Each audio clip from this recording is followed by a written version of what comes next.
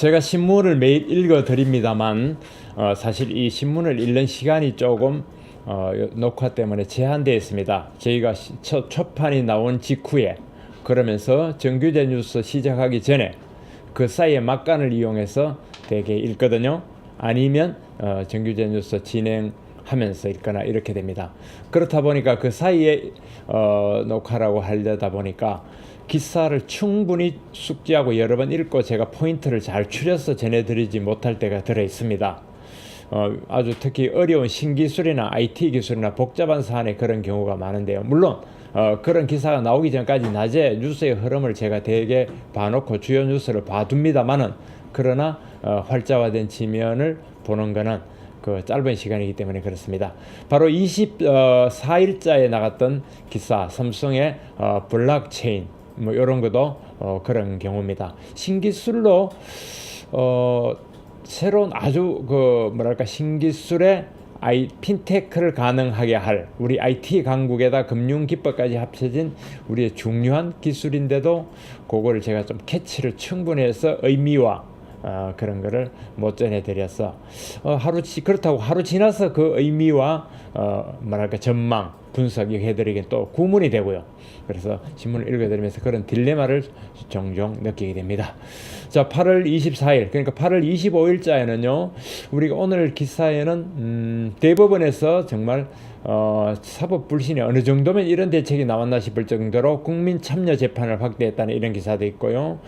또 북한에서 잠수함에서 쏘아대는 미사일, 핵을 탐지할 거라고 이제 궁극적으로 서브머린 런칭 미사일, SMLB 이런 것들, 그런 기사가 있습니다. 그리고 현대차가 정확하면 수소 전기차죠. 수소 전기차를 본격적으로 민관 합동으로 개발한다, 이런 기사들이 있습니다. 자, 지면 보시면서 하나하나씩 보시도록 하겠습니다. 우선 이 사진 먼저 보시죠. 이 사진은요, 위에 제목 보입니까? 여객기 부기장이 휴대폰으로 잡은 북한의 SL 서브머린 발리스틱 미사일 SLBM 그 탄도 미사일의 장면입니다. 아주 귀한 사진이죠. 요거는 천안 상공을 날아가던 이스타 항공의 김재현 부기장이 휴대폰을 찍어서 우리 환경에 제보한 사진입니다. 여기 지금 날아가는 거거든요. 천안 상공에서 보일 정도로 이게 500km를 날아갔다는 거죠. 그래서 일본의 영역까지 들어갔고, 불과 몇 달 전까지만 해도 북한이 잠수함에 쏘는 미사일은 합성이다, 할 수가 없을 것이다, 안 된다 했는데 어느새 저렇게 완전히 500km를 날려보낼 정도로 개발했습니다. 일본도 완전히 놀랐고, 일본 놀라는 게 문제가 아니죠. 우리는 지금 아주 발등에 불입니다. 북한이 이제 핵탄두를 소형화만 하면 저기다 싣고 쏘는 겁니다. 핵탄두의 소형화가 언젠가 되겠죠. 지금 몇 차례 실험을 했으니까. 어쨌든 저 탄도 미사일을 잡았는데요. 현대 기술로도 가장 잡기 힘든 게 바로 미사일이라고 합니다. 잠수함이라고 합니다. 제가 군 관계자 얘기 들어보면 웬만한 기지라든가 군의 움직임을 서로 보지만 잠수함 이거는 파악하기가 굉장히 어렵다. 잠수함 잡는 초계기라고 해군들이 유지하는 그런 배도 있지만 그게 사실상 그다지 완벽스러운 게 아니고요. 저도 초계기 몇 번 타보기도 했는데, 좀 심하게 말하면 맑은 날 비행기 타고 다니면서 육안으로 그냥 내려다보는 게 잠수함 잡기 제일 좋다 할 정도로 잠수함은 잡기가 까다롭고 어려운 대상이다 하는 건데, 어쨌든 거기서 미사일 쏘아야 된다니까 얼마나 참 그거 한 얘기입니까? 정부가 긴급 NSC 국가안전보장회의를 열었고요. 강력 규탄을 했습니다만 이게 규탄만으로 될 일인지, 우리가 어느새 이런 기사도 이제 자연히 북한은 의뢰 이러는 거다 라고 우리가 치부하려는 건 아닌지, 우리 바로 위에서 핵무기를 싣고 미사일 쏘다는데 정말 정부, 국회 그리고 국민 개개인이 어떤 위기감을 느끼고 위기의식을 느끼는지 참 이거부터 우리 보고 넘어가야겠습니다. 그리고 사법부가 중대범죄, 여기 중대범죄라면 살인이라든가 이런 목숨을 해치는 범죄, 그런 건 무조건 국민 참여 재판으로 간다고 합니다. 국민 참여 재판은 미국식 그 배심원제로 비슷하게 해서 사법부에서 국민 참여 재판 배심원단으로 정해지면 무조건 가야 됩니다. 정당한 이유 없이 안 가면 벌금 내야 됩니다. 이렇게까지 된 거는 사법 불신이 오죽하면은 여기 나왔습니다. 대법원이 정관 예우 없이 투명한 판결을 기대한다고 했는데 얼마 전에 이런 일이 있었습니다. 국민 참여 재판을 하면은 훨씬 유리할 것이다라는 사안이 있었는데 어느 돈 좀 있는 혹은 유력한 피의자가 자기는 국민 참여 재판을 받지 않겠다고 하는 걸 제가 봤습니다. 왜? 바로 좋은 변호사 쓰겠다는 거예요. 돈은 얼마인지 오케이. 그 좋은 변호사, 대법관 출신의 변호사를 쓰는 순간 유리해지니까 이 정관 예우가 얼마나 심하냐 이거죠. 정관 예우가 오죽 심하면 이 대법원이 이런 거를 무조건 하는 강제해야 되는지 연내 입법화해서 내년도 시행하겠다는데 정말 대법원이 이런 조치까지 했지만 법원 스스로가 부끄러워해야 될 겁니다. 정관해우라는 게 범죄거든요. 그 자체로. 검사들 판사들하고 정관예우 1년에 수십억 혹은 수백억까지 벌고 하는 요번에 문제가 되는 저 진경준에부터 모든 이게 저번에 좀 이야기하면 끝도 없는 얘기 홍만표까지 그러고 이번에 우병우를 거쳐 전부 다 이 정관예우에 걸리지 않은 사람이 없습니다. 정관을 봐줘버리는 참 기가 막힌 일이죠. 무수히 우리 환경사설에서도 지적했던 일이기도 합니다. 경제민주화 4년 전에 퇴짜맞은 경제민주화 다시 밀어붙이는 김종인 이번에 더불어민주당의 대표에서 물러나죠. 새로 대표를 뽑으니까요. 뭐 이종걸이다, 추미애다, 또 김상곤이다 해가지고 경쟁하고 있는 더불어민주당 대표가 뽑혀 물러나면서 지금 경제민주화 입법을 제대로 해놓고 가겠다 하는 김종인의 야심작입니다. 34개 과제 34개 경제민주화 과정을 하겠다 해서 재개가 비상이 걸렸다는 얘기고요. 아까 이야기한 그겁니다. 현대차 3천만 원대 수소차 내놓는다고 합니다. 정부 보조금을 받을 경우 차값이 3천만 원이라면 괜찮죠. 정확하게는 수소 전기차인데 수소가 산소와 결합하면서 나오는 전기를 이용한 자동차. 가솔린처럼 한 번 충전으로 꽤 500km, 600km까지 달린다고 하고 이 수소차에 관한 현대차가 정말 지금 앞서 있죠. 원래 현대차하고 도요타하고 경쟁을 하다가 현대차가 다른 전기차로 가는데 수소차로 좀 특화하는 분위기고 이렇게 전공을 살려서 가는 건데 이번에 이 기사는 민관, 중앙정부, 산자부, 지자체, 현대차 합동을 해서 이걸 제대로 한번 개발하고 충전소도 늘리고 해서 우리가 글로벌 표준으로 앞서 나가겠다. 그런 얘기입니다. 내년도 추경은 어쩌라고 어디 간지 있는 동안 유야무야 됐고 이제 내년도 예산짤 계절이 됐습니다. 내년도에 400조 원 이상의 예산이 잡혔는데 400조 원 넘기는 내년이 처음입니다. 일자리 예산을 10% 이상 늘린다고 하네요. 일자리 예산 늘린다고 일자리 공급 대책이 됩니까? 은발의 오줌너기죠. 일자리는 투자가 늘어나게 하고 기업이 투자하게 하고 그렇게 하는 성장하게 하면 늘어나는 일자리고 그게 좋은 일자리인데 정부 돈에서 이건 마중물밖에 안 되는데 참 갑갑한 현실입니다. 대한민국 국가 브레인이 없다 시리즈 4번째 저성장의 해법을 제시 못하는 한은 한국에서 박사 제일 많다는 한은도 물론 경제학 박사죠. 공학 박사 한은도 이 모양이다. 이면 신라면 전쟁 신라면 전쟁이고 새로운 라면 전쟁이네요. 농심, 오뚜기, 팔도라면의 전쟁. 그 다음에 월급은 스쳐간다. 카드로 다 쓰고 갚는 거다. 이건 우리 삶의 구조가 그만큼 선진화됐다고 해야 될까요? 아니면 현금이 없어졌다고 해야 할까요?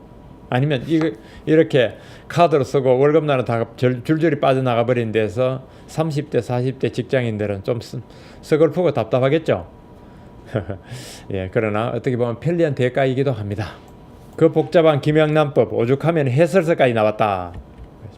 3면 더민주 34개 경제민주화 과제 발표를 아예 했습니다.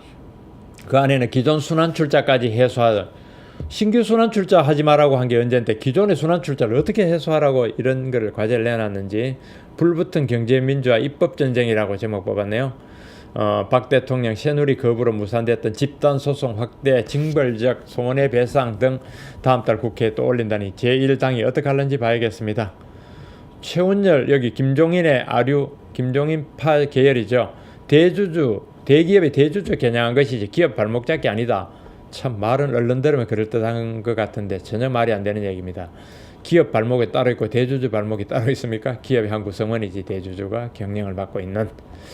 경영권 위협하는 상법 개정안, 공익법인 의결품 제한, 법인세 인상 요거에 대해서 재계 걱정이 특별히 크다고 합니다. 4하면 수소 생태계 키워올 민간 컨트롤 타업 출범, 수소차 1만 대 보급한다. 2020년까지 수소차 민간 정부와 기업, 수소 융합 얼라이언스 발족식 이런 행사가 보였네요. 현대하고 정부 요거 뭐 주영환 장관도 보이고 그랬습니다. 테슬라는 전기차 한계 돌파했다. 이스라엘의 자율주행 군용 차량 세계 처음으로 실전 배치했다고 합니다. 이스라엘 드디어 로봇 군대가 우리 눈안에 들어왔다. 그렇게 말할 수 있겠습니다. 요거는 최고 두뇌 모인 한국은행의 소심증, 제대로 역할을 못하고 있다. 그 시리즈 한 면이고요. 6면은 북한이 잠수하면서 쏘아올린 SLBM 군이 드디어 시인. 우리 군은 맨날 실패했다 소리 하더니 이번에는 사실상 개발 성공이라고 시인했습니다. 일본의 방공구역까지 무려 500km 날아갔다니. 천안에서 우리 기장이 찍은 사진 아까 일면을 봤죠. 정말 비상입니다. 비상. 박 대통령 북도발대응 철저 응징인데 사드 하나 배치 못하는 상황에서 이걸 어떻게 응징하려는지 모르겠습니다. 사드를 오히려 여러 군데 배치하자고 해야 될 그럴 판이죠. 추경 처리 가물가물, 일자리 7만 3천 개 무산 위기. 이 웃고 있는 사람은 더불어민주당의 정책의장이죠. 변재일 씨입니다. 변재일 씨. 인상 쓰고 입 나온 사람은 기재부 장관이고요. 참 답답한 현실입니다. 한중 외교장관 사드 소통 계속 어떻게 소통하려나? 우리 한국의 맥주가 맛없기로 아주 꼴찌에서 몇 번째 가고 북한보다 맛이 더 없다고 하는데 전부 다 불필요한 규제 때문이다 라고 합니다. 공정위가 맥주 산업의 유력 보고서를 냈는데요. 공정위 보고서라 더욱 주목되네요. 사실은 규제 때문에 우리가 맥주 맛이 나지 않는다는 이 얘기는 처음 나온 얘기가 아닙니다. 이건 굉장히 많이 나오고 사실입니다. 그런데 이번에는 공정위가 낸 공정위가 주한 맥주산업 용역 보고서에서 이렇게 나왔다는 게 의미가 있다 이런 얘기입니다. 예, 만혼 탓에 30대 후반의 출산율이 역대 최고.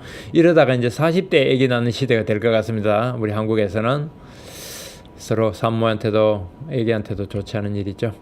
자, 국제면입니다. 중국의 안방보험이 IPO를 추진한다고 하네요. 중국의 안방보험은 정말 거대한 금융사가 되어가고 있죠. 우리 국내에도 뭐 보험사 사러 오고 정권사 사러 오고 막 그러는데 지배구조의 비밀이 풀리나 그런 겁니다. 뭐 등소평에 뭐 아들이니 손자니 하도 말이 많아가지고 말이죠. 등소평에 손녀 사위가 설립했다고 돼 있네 여기. 어쨌든 안방생명보험이 홍콩 정지에 상장하는 게 유력하다는 겁니다. 31개 법인이 꼬르물개식의 지분을 보유하고 있고 실소유주는 누구냐? 인수금은 누구냐? 요거 논란이 많다고 합니다.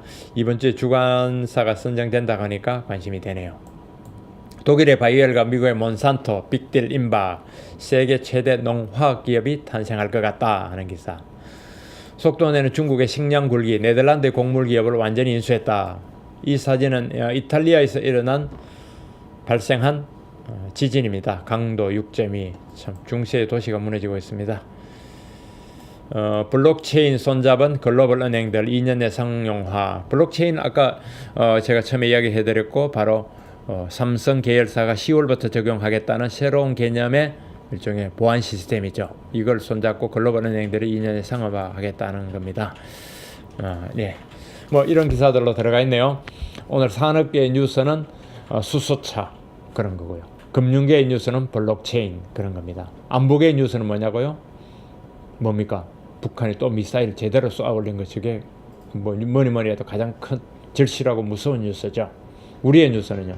사드도 하나 해결 못하고 있는 이 상황이 우리의 뉴스였습니다.